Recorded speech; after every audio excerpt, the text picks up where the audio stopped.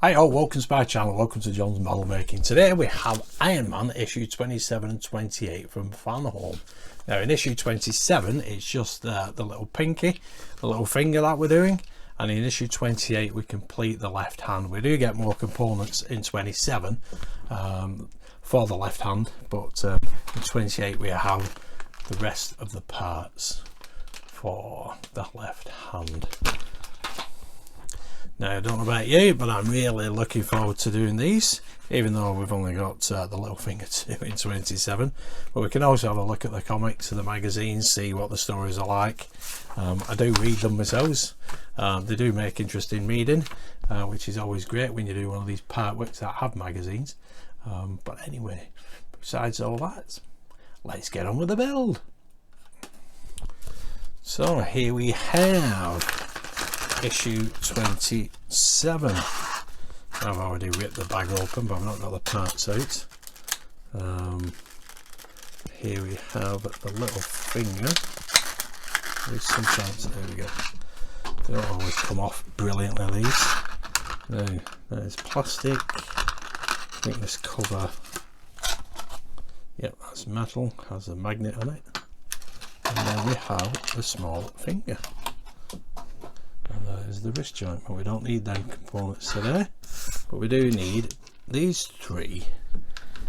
So parts: little finger 27A, 27B, and 27C. That's how it should be. There we go. And we have the 27D, back of the hand, and 27E, the hand protector, and the 27F, the joint, and two sets of screws, CP and DP. Okay, assembly of the little finger 27A, 27B. We use a CP screw. We don't need them, but we do need these. There we go. So we need a CP screw for this.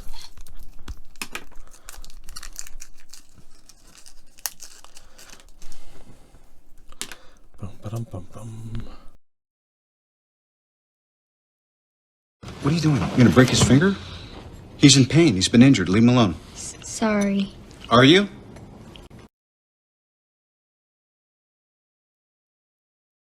There we go. Tighten that up a little bit more. Brilliant.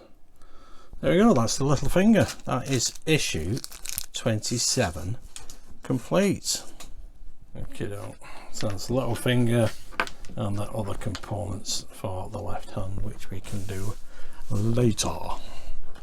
Okay, let's have a look at these stories. First story: the history of Iron Man. Return, the heroes come back. After Heroes Reborn, Marvel chose Kurt Busiek, a reliable and established writer, to relaunch Iron Man. Sean Chen and Patrick Zircher were the artists. After Tony Stark's death during the crossing, his personal fortune and his company fell into the hands of the Fujikawa industrial conglomerate through the mediation of Morgan Stark. Upon his return from the world of the dead, Stark faced some difficult legal problems. Should he appeal against his own will to recover his fortune, or should he start from scratch and forget about Stark Fujikawa forever? And that goes on for 4 pages. And then we have the next story in the comics: the politician. Mr. Stark goes to Washington. Superhero, Avenger, playboy, billionaire, futurist, philanthropist. These are all different facets of Tony Stark, and we can also add politician to that list if we recall the many times when Mr. Stark went to Washington. Tony Stark has always been associated with political figures and the highest circles of power. During his early days as Iron Man, Stark encountered Senator Harrington Byrd, who suspected that the success of Stark Industries hid some government favouritism, or worse, a communist conspiracy. Both reached a truce, but from then on, corruption and betrayal of the country's ideals became recurring themes. For example, while engaged in a fight against the Mandarin, Stark faced a Senate committee where Jonathan Rich, a paid agent of the villain, declared to the press that he would reveal information that may alter America's defense posture forever. Ooh. Interesting. That goes on for 4 pages. And at the back of the comic, or the magazine, we have the armour, THORBUSTER armour, Stark under the hammer. Each of Iron Man's specialised armours meets a specific need. In the case of the THORBUSTER armour, it was designed only to survive a duel of legendary proportions in the Standoff saga. After Odin's death and Thor's rise to the throne of Asgard, the worship of the god of thunder becomes a religion across the world. In a country in Eastern Europe called Slovakia, practitioners of Asgardology are denounced and persecuted by the country's dictator. Thor comes swiftly to the aid of his followers, but his arrival threatens to destabilise neighbouring countries such as Latvia and Russia. In a climate of impending war, the Pentagon requests that Iron Man intervenes. There we go. I don't have a choice. The standoff won't last forever. Against Thor as well. Next issue, Build the Left Hand. The Iron Age back to the beginning. That is issue 28. Which we have here. Hooray! Okay, issue 28. Here are the parts. Let's get them out of the bag. We're also going to need a battery for this stage as well. Let's have a look at what we've got. Parts received with issue 28. So we've got the palm of the hand, the screen, the LED assembly, the battery cover, and 4 lots of screws. We've got IP, EP, EM, and BM. Now let's get the parts out. We will need the parts on the previous issue. First of all, we need the back of the hand. That's nice. Metal. Okay, so first of all, we need the BM screws, and we also need the screen, which pops in there like that. Yep. We need 2 screws.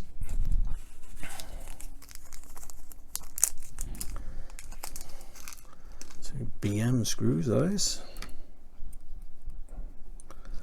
And we can fit this just like this.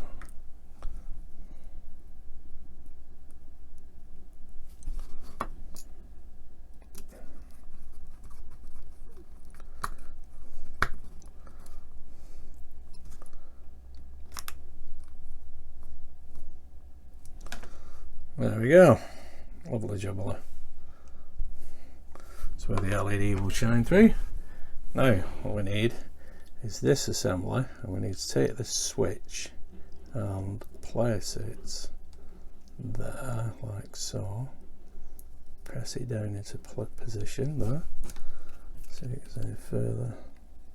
Nope, that's as far as it will go. And then what we need to do with that is we need this part from issue 27, and basically it goes in there. There's a hole for the switch and the battery box like that, and the switch comes through and should press, there we go, like so. Now, fixed with 2 IP screws. We need you. Yeah, more than you know. Not that much. I swear to God, I'll dismantle you, I'll soak your motherboard, I'll turn you into a wine rack. That's the second one now. What I need to do with this little board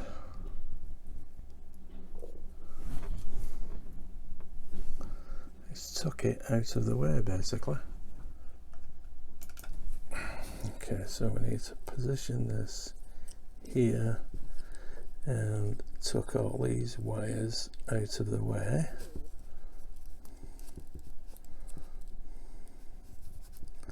Because we need to put a joint in, and we don't want these wires in the way of anything.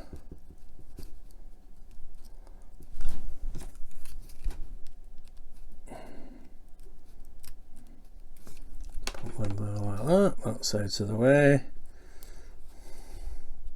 I think that should be fine like that. Then we need this joint. That goes there, like so. Then we need all the fingers, so I'll get the fingers. Okay, so now we've got all the fingers, we can pop these into place. And don't forget, they do have stamped on what they are, like 3L, 4L, 5L. So, as long as you can relate to all them, you can read them, then you can't really go wrong in positioning these. That one is a tight fit, actually, that one.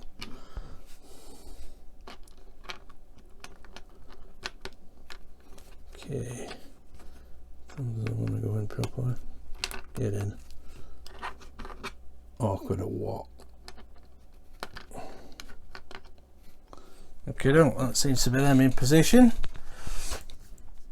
Now we need to fit the palm into the assembly of the backhand and turn it over and fix it with 3 EM screws. So here we go. Let's see if we can get this. There's a couple of locating pegs there. So put that on there like so, and hopefully this will click together, which it does. Excellent. Seems a little bit loose, that one there, that little finger.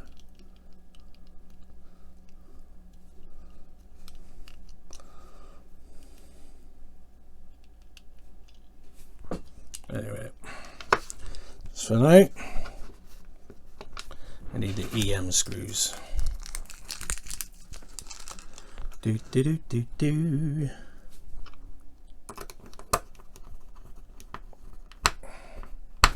One.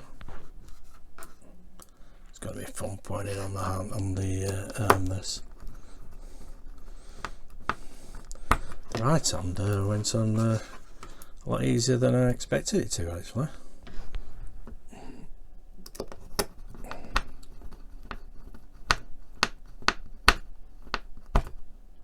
There we go. That's fine, that. Now we're going to put that battery. Let's see if we can get this the right way in. Is that in? There we go. There we go. Shining brightly. Let me just knock the light off. There we go. Lovely jubbly.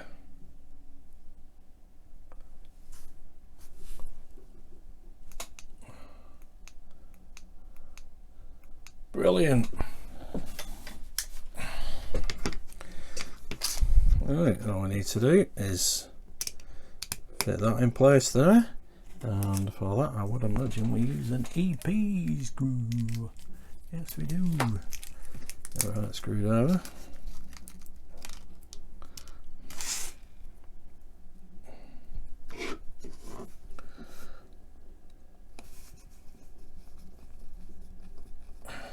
There we go. Oh, jubbly. Excellent. Brilliant.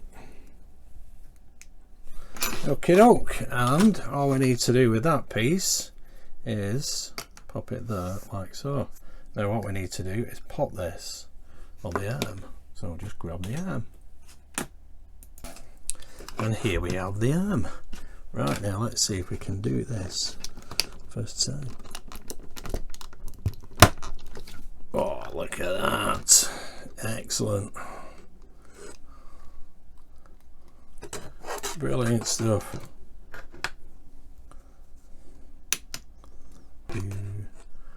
Oops, there he is. Let's have a look at the overhead camera. There we have him. Looking brilliant. Shoulder pads and all.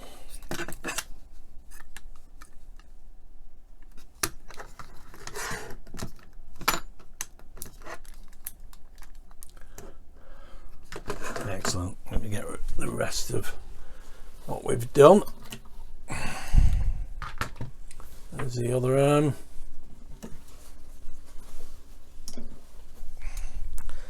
The foot, the head, and the eye reactor.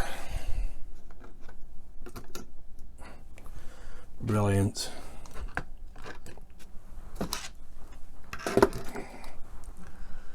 There we go.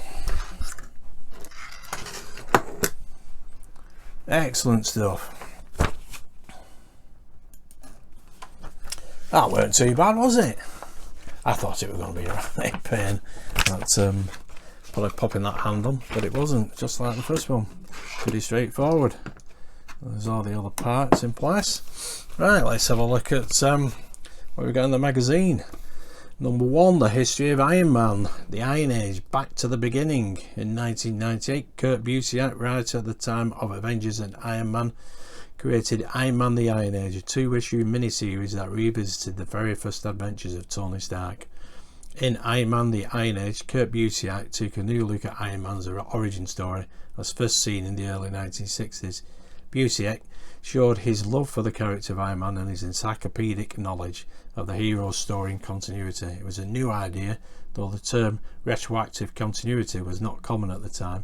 There have been many such retcons since. The idea was to add some new plots that were lacking in those early issues of Tales of Suspense and give the story a more modern style of narrative. Busiek highlighted points that, considering the character's life since, should have been addressed at the beginning, even though they were not originally set down by Iron Man creators Stan Lee and Larry Lieber. Lovely jubbly. That goes on for a few pages. I've got the original Thor in there with Ant-Man and the Wasp, and Pepper's story. That is a good read. Got the instructions, and then here we have in the comics Spider-Man team-ups with pulsars and web shooters. The relationship between Tony Stark and Peter Parker, aka Spider-Man, in comics is different from the one shown in the Marvel Cinematic Universe. For a long time, in fact, the pair's relationship was not altogether friendly. In the first encounters between Spider-Man and Iron Man, a certain tension could be detected. Once, when Iron Man asked several heroes to help him locate the Hulk in Avengers Volume 1 Number 3, the Wallcrawler told him that he had his hands full capturing some criminals who could not assist him. "Thanks for nothing, Sonny," Iron Man replied. 10 years later, in Marvel Team Up Volume 1 Number 11, there was still some incompatibility between the characters, but when the chips were down, the heroes joined forces to fight the threats of Zarkor, the Man of the Future, and Kang the Conqueror, in a saga where the Avengers, the Human Torch, and the Inhumans were also involved. But the tension between Iron Man and Spider-Man was a constant, and it was not a friendly challenge that hid a healthy relationship. Barely knowing each other, these two heroes did not get along well, although their egos did blind them so much as not to join forces against a greater evil. Lovely jubbly. And on the back pages, the armour, ablative armour destruction test.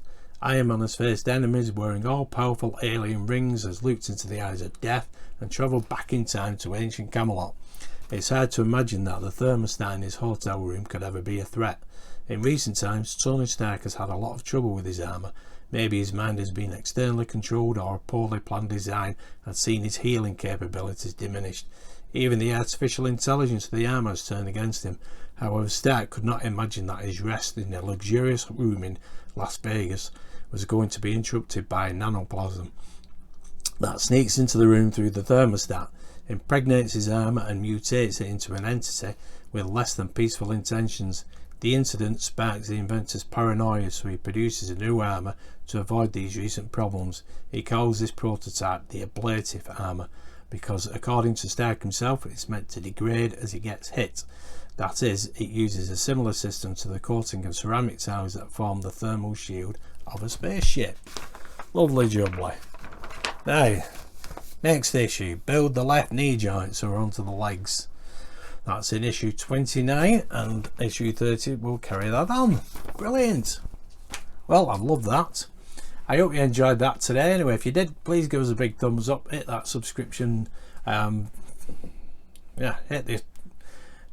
subscribe and hit that notification bell is what I'm trying to say. Thanks for watching, stay safe, and I'll see you soon. Bye. Bye for now. If I was building Iron Man and War Machine, It's Iron Patriot now. that's way cooler. No, it's not.